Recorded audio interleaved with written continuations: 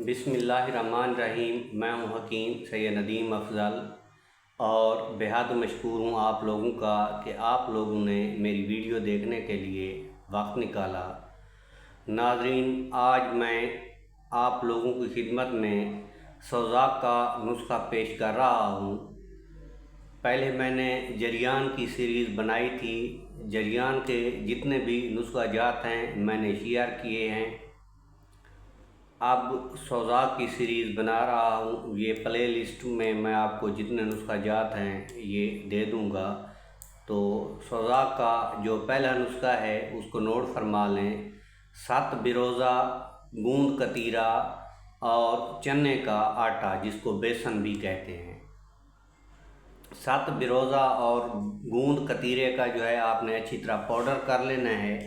जब ये पाउडर तैयार हो जाए, याद रहे कि इनको जो है बरियां किया जाता है। बिरोज़े को भी बरियां किया जाता है और गूंद कतीरे को भी बरियां किया जाता है, और साथ चाहें तो ये चने के आटे को भी बरियां कर लें या इन तीनों चीज़ों को बरियां कर लें। अगर इन तीनों चीज़ों को बरियां ना करें तब भी नुस्खा काम करेगा, लेकिन बेहतर यही है कि इनको बरियां कर लें।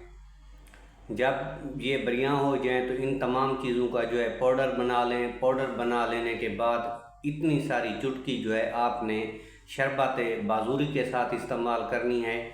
शरबत बाजूरी जो है आपने अद्वियाती लेना है, क्योंकि शरबत बाजूरी अद्वियाती जो होता है उसमें जो है गोखेरो होती है और वो असर करता है, और बाकी जो शरबत होता है ये जायके के लिए बनाया गया होता है, ये कोई ख़ास किस्म का असर नहीं करता।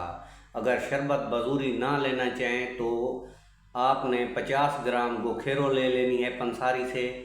तो 5 ग्राम गोखेरो जो है 1 कप पानी में शामिल करके उसको जो है अच्छी तरह जोश दे दें, यानी कि देगचे में डाल के पानी और गोखेरो अच्छी तरह उबाल लें। जिस तरह चाय बनती है या काढ़ा बनता है इस तरह काढ़ा बना लें। जब ये ठंडा हो जाए तो उसी काढ़े के साथ इस्तेमाल करें। इंशाल्लाह 6 या 7 दिनों में जो है सोज़ाक जो है हमेशा के लिए ख़त्म हो जाएगी।